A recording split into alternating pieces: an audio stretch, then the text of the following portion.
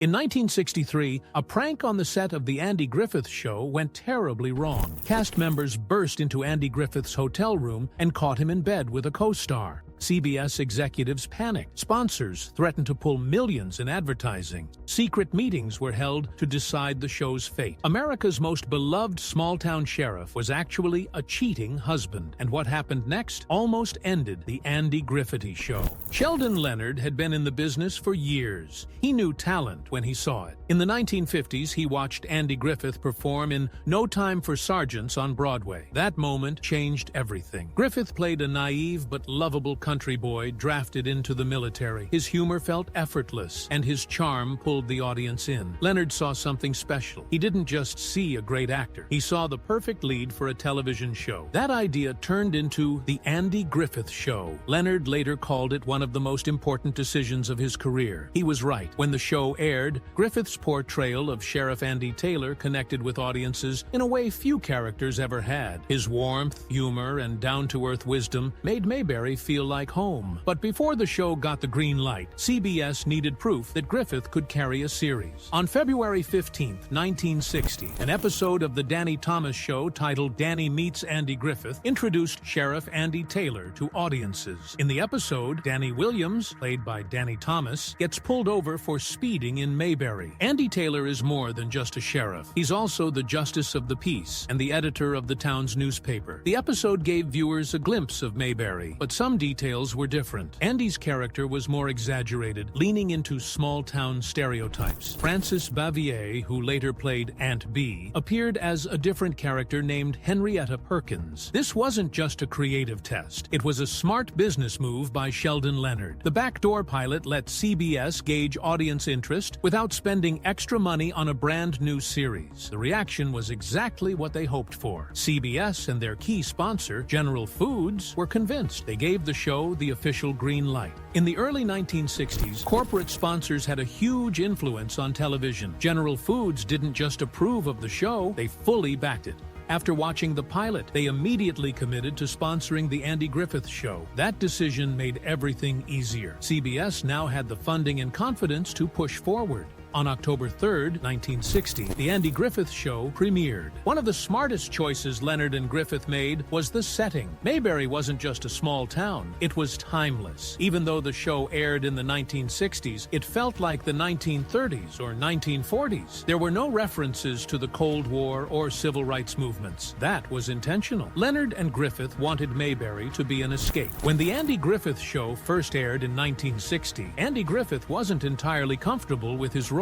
He had just played Will Stockdale, a bumbling but lovable country boy in No Time for Sergeants, and he didn't want to be typecast as a simple-minded bumpkin. Early on, his portrayal of Sheriff Andy Taylor leaned heavily into exaggerated Southern charm, big smiles, an overly eager attitude, and a comic energy that felt more like one of his stage monologues than a fully developed character. But Griffith quickly realized that this approach wouldn't work long-term. By the second season, he shifted his performance. Instead of playing for laughs, he became the steady, level-headed center of Mayberry. He let the supporting cast handle the comedy while he played the straight man. This change wasn't just about acting. It reshaped the show's entire structure. In most sitcoms of the era, the lead character created chaos. In I Love Lucy, Lucy's antics drove the story. But The Andy Griffith Show flipped that dynamic. It was the supporting cast, especially Don Knotts as Barney Fife, who brought the humor, while Andy Taylor became the wise and patient problem solver. One of the biggest surprises in the show's development was Don Knotts' role as Barney Fife. Originally, there was no plan for a permanent deputy, but when Knotts read for a one-episode part, his chemistry with Griffith was undeniable. Producer Sheldon Leonard immediately offered him a one-year contract. That decision changed the show's entire dynamic. Another casting choice that came with its own challenges was Frances Bavier as Aunt Bee. Andy Griffith didn't initially want her for the role. Sheldon Leonard made the call. Bavier was an experienced actress, but her serious, professional demeanor clashed with Griffith's easygoing personality. Meanwhile, the search for Opie Taylor brought a different kind of challenge. Over 500 child actors auditioned for the role, but 6-year-old Ron Howard stood out. Producer Sheldon Leonard saw him in an episode of General Electric Theater and was struck by his natural charm. At the time, Howard was actually committed to another show, but when that pilot didn't get picked up, he joined The Andy Griffith Show. Initially, Opie was supposed to be like many TV kids of the era, mischievous and full of wisecracks. But Ron Howard's father suggested a different approach. He told Ron to play Opie as respectful and sincere, which made him stand out from other child roles on television. The decision paid off. Opie's relationship with his father became one of the most touching aspects of the show, adding warmth that balanced the humor. Howard grew up on set, spending 8 years on the show from 1960 to 1968. By the time it ended, he was already thinking about his future as a filmmaker. At 15, he started experimenting with Super 8 cameras, laying the groundwork for a directing career that would later bring him Oscars. Even today, Howard credits his time on The Andy Griffith Show as one of the most important influences on his career, both as an actor and a storyteller. When The Andy Griffith Show premiered on October 3, 1960, it was an instant hit. In its very first season, it became the #1 sitcom in America and ranked 4th overall in Nielsen ratings. That kind of success was rare for a new show, especially in a time when TV was ruled by giants like Gunsmoke and The Ed Sullivan Show. But The Andy Griffith Show had something special. It wasn't just funny, it felt real. It gave viewers a small-town world that was warm, familiar, and worth visiting every week. The first season ran for 32 episodes from October 1960 to May 1961, pulling in an average rating of 27.8 million of people tuned in every week to visit Mayberry, a fictional town in North Carolina that felt like home. At the center of it all was Sheriff Andy Taylor, played by Andy Griffith, a calm and wise man who kept order with patience and common sense. His deputy, Barney Fife, played by Don Knotts, brought the laughs with his over-the-top enthusiasm and constant mistakes. The chemistry between them was perfect. Andy was steady and thoughtful, while Barney was unpredictable and full of energy. That balance made the show work. What made The Andy Griffith Show stand out was the way it mixed comedy with heart. It wasn't just about jokes, it was about people. Sheriff Taylor wasn't just a lawman. He was a single father raising his son Opie, played by Ron Howard. He lived with his Aunt Bee, played by Frances Bavier, who tried her best to take care of them. Every episode had moments of laughter, but it also had warmth and lessons about family, friendship, and doing the right thing. One of the most famous episodes, The Pickle Story, had Andy and Barney struggling to avoid eating Aunt Bee's terrible homemade pickles. It was funny, but it also showed their kindness. They didn't want to hurt her feelings, even if the pickles tasted awful. A big reason for the show's immediate success was CBS's smart scheduling. It aired on Monday nights at 9:30 p.m. Eastern, right after The Danny Thomas Show, one of the network's biggest hits. That wasn't a random choice. The Andy Griffith Show had actually started as a guest appearance on The Danny Thomas Show when Andy Griffith played Sheriff Taylor for the first time. CBS knew viewers were already familiar with the character, so they placed the new show right after The Danny Thomas Show to keep the audience watching. The plan worked and the ratings took off. The real proof of the show's success was its ability to last. For 8 years, it never left the top 10 in ratings. That kind of consistency was almost unheard of. Even when Don Knotts left after season 5, the show held on to its audience. By the time it ended on April 1st, 1968, The Andy Griffith Show had done something almost no other show had ever done. It finished its final season as the #1 show in America. Only a few others, like I Love Lucy and Seinfeld, have ever pulled that off. But The Andy Griffith Show had plenty of behind-the-scenes drama. Frances Bavier was nothing like Aunt Bee in real life. On The Andy Griffith Show, she played the warm and loving matriarch of Mayberry. But behind the scenes, she was distant and hard to work with. Her biggest clash was with Andy Griffith himself. He loved a relaxed set filled with jokes and pranks, but Bavier was serious about acting and had little patience for antics. The tension between them wasn't subtle. It was well known among the cast and crew. She also felt overlooked. While Don Knotts as Barney Fife got most of the laughs, she believed her character didn't get the same comedic opportunities. In interviews, she admitted feeling sidelined, saying, "I've had to take a back seat and watch others get the laughs." The frustration weighed on her so much that she even went to therapy to cope with it.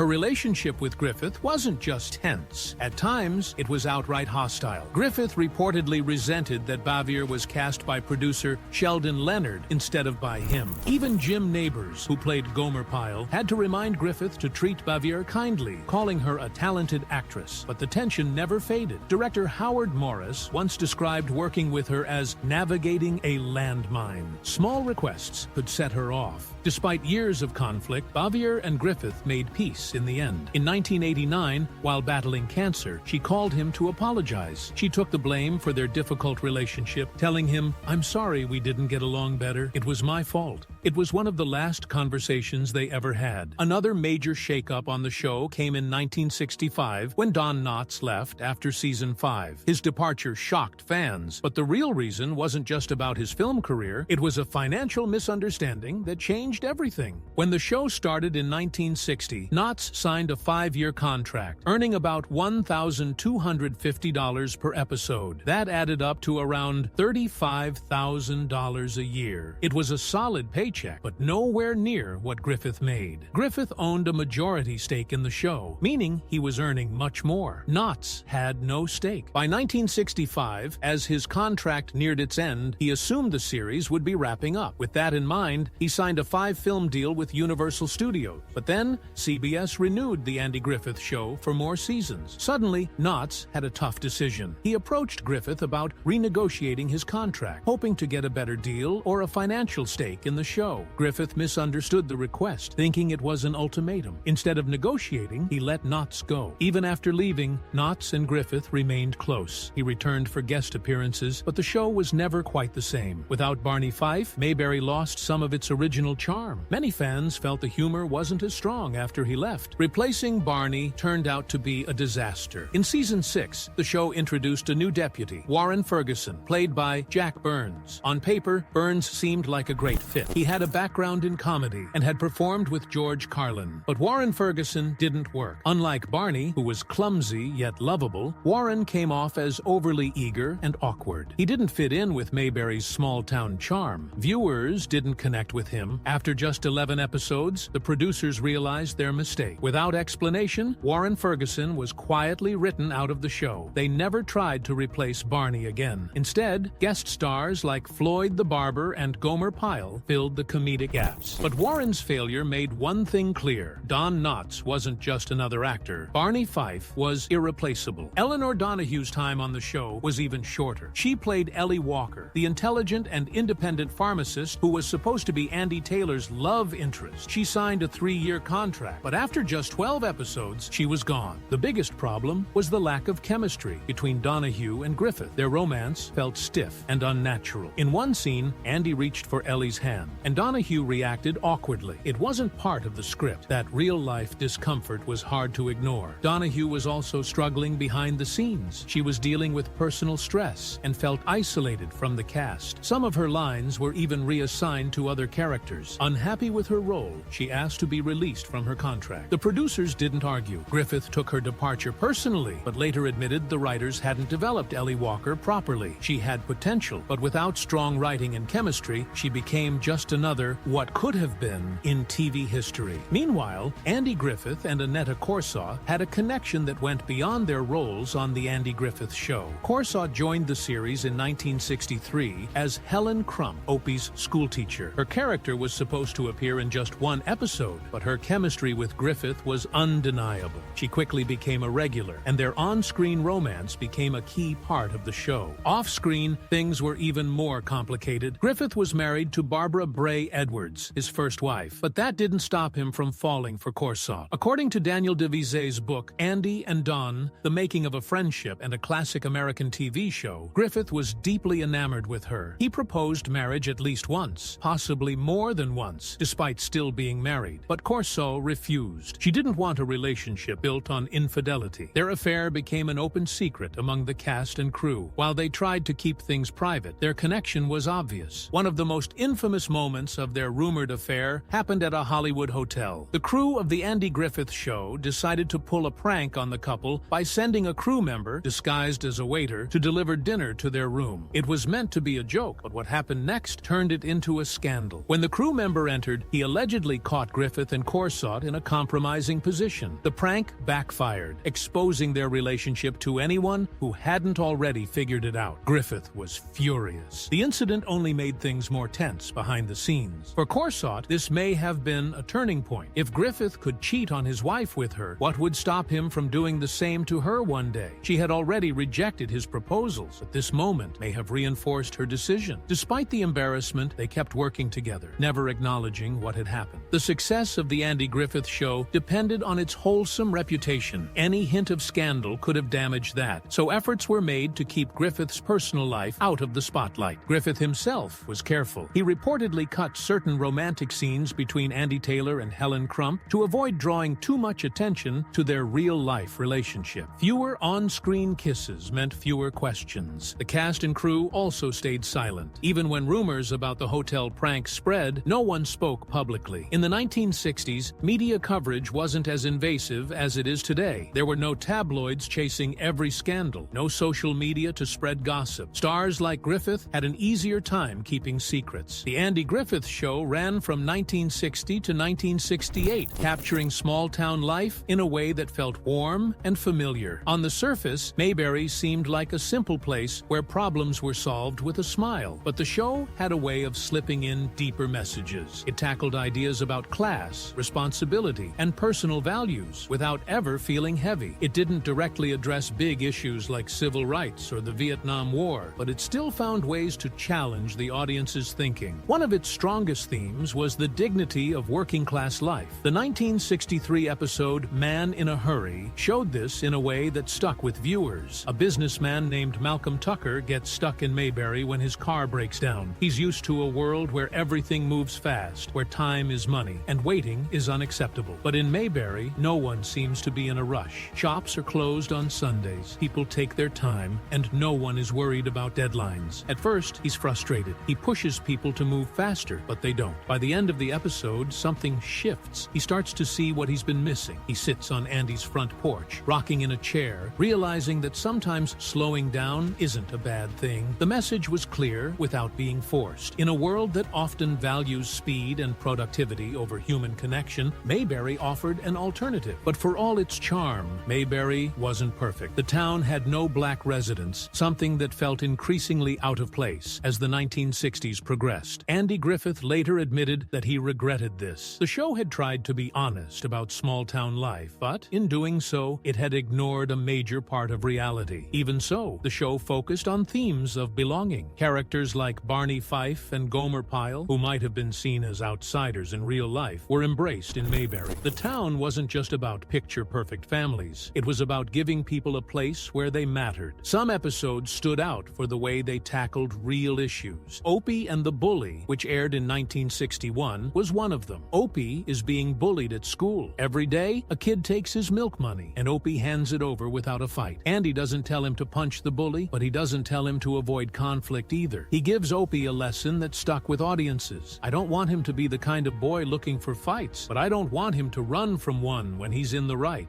When Opie finally stands up to the bully, he gets a black eye, but he also gets his self-respect. The episode struck a balance. It didn't glorify fighting, but it didn't suggest that walking away was always the right answer either. It was a simple story, but it carried weight.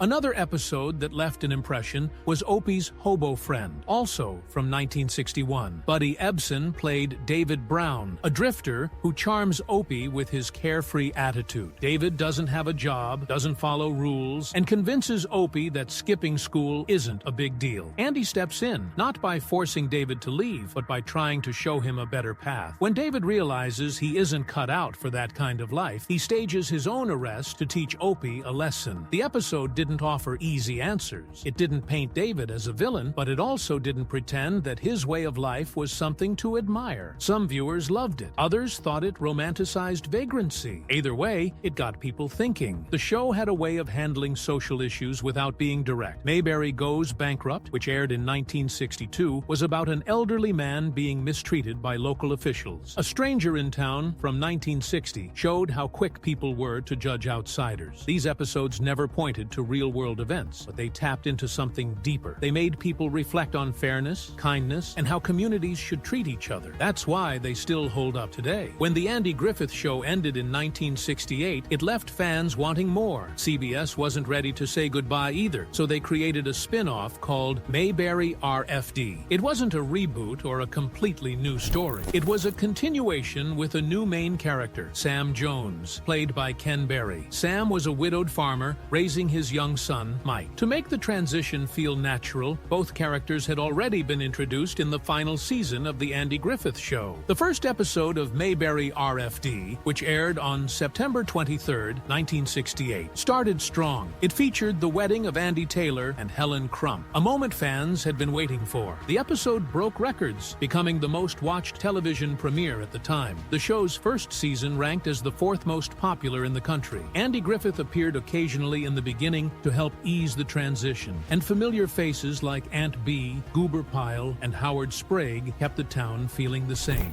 But something was different. The show kept Mayberry's charm, but the humor and depth that made The Andy Griffith Show special weren't quite there. The stories were simpler, and the conflicts weren't as deep. Still, audiences loved it. For 3 seasons, it stayed in the top 10 of the Nielsen ratings. The first episode wasn't just an introduction to the new show, it was also a farewell to Andy. The story begins with his bachelor party, where his friends celebrate at an Italian restaurant. As he gets ready for his honeymoon, Aunt Bee makes a big decision. She plans to leave Mayberry and move in with her sister in West Virginia, feeling that Andy no longer needs her. Later, she rethinks her decision and instead moves in with Sam Jones as his housekeeper, setting up her new role in the series. The wedding itself is filled with humor and emotion. Don Knotts returns as Barney Fife, serving as Andy's best man. His nervous energy adds to the moment, making it both touching and funny. After the ceremony, Aunt Bee talks with Reverend Tucker about her future, leading her to stay in town. It was a perfect way to close one chapter and start another. Despite its popularity, Mayberry RFD didn't last. It wasn't because viewers lost interest. The show was a victim of CBS's rural purge in 1971. The network wanted younger, city-based audiences, which were more attractive to advertisers. So, despite high ratings, Mayberry RFD, Green Acres, and the Beverly Hillbillies were all canceled. A CBS executive even joked that they got rid of anything with a tree in it. Fans were shocked. The show had never dipped in popularity, yet it was gone. For years, it seemed like that was the end of Mayberry. Then, in 1986, CBS released Return to Mayberry, a made-for-TV movie that brought back most of the original cast. It aired on April 13th and became the highest-rated television movie of the year, with a 33.0 Nielsen rating. The story picks up 2 decades later. Andy Taylor returns to Mayberry just as Opie is about to become a father. Meanwhile, Barney Fife finally gets his chance to run for sheriff. One of the biggest moments in the film is Barney's long-overdue wedding to Thelma Lou. Not everyone returned. Aunt Bee's absence was noticeable. The movie explains that she had passed away, as actress Frances Bavier chose not to reprise her role due to health reasons. Even without her, the film gave fans the ending they had been waiting for. Looking back, Mayberry RFD may not have had the same impact as The Andy Griffith Show, but it gave fans a few more years in a town they loved. And when Return to Mayberry aired in 1986, it reminded everyone why they had never really left. Every September since 1990, Mount Airy, North Carolina, turns into a scene from The Andy Griffith Show. This small town, where Andy Griffith himself grew up, hosts Mayberry Days, a festival that draws over 40,000 fans each year. For a few days, the streets fill with people dressed as Barney Fife, Aunt Bee, and other beloved characters. Vintage police cars, just like the ones from the show, line the roads. Music, parades, and special events bring the world of Mayberry to life. One of the biggest attractions is the Mayberry Days Parade. Fans and performers march through town, waving to the crowds while dressed as classic characters. actors. The Andy Griffith Museum offers a closer look at the show's history with original props and memorabilia, including items donated by Don Knotts. At the historic Earl Theater, fans can watch old episodes on the big screen just like in the 1960s. Over at the Blackman Amphitheater, live bluegrass bands keep the music going. What makes Mayberry Days truly special is the way the entire town joins in. Shops sell Mayberry-themed souvenirs, restaurants serve dishes inspired by the show, impersonators wander the streets, chatting with visitors as if they just walked out of an episode. For fans, it's not just a festival, it's a chance to step inside the world of Mayberry. The Andy Griffith Show didn't just win over audiences, it won awards, many of them. During its run from 1960 to 1968, the show earned 6 Primetime Emmy Awards. 5 of those went to Don Knotts for his role as Barney Fife, making him one of the most awarded comedic actors in television history. In 1967, Frances Bavier, who played Aunt Bee, won an Emmy for Outstanding Supporting Actress. Surprisingly, the show itself never won an Emmy for Outstanding Comedy Series, even though it was nominated multiple times. But its legacy only grew stronger after it ended. In the early 2000s, it won TV Land Awards, including Single Dad of the Year for Andy Taylor and Favorite Second Banana for Barney Fife. It was inducted into the Online Film and Television Association's TV Hall of Fame in 2006, and again in 2021. Critics have also recognized the show's lasting impact. In 2002, TV Guide ranked it 9th on its list of the 50 best shows of all time. Episodes like Opie the Birdman are still praised as some of the greatest moments in television history.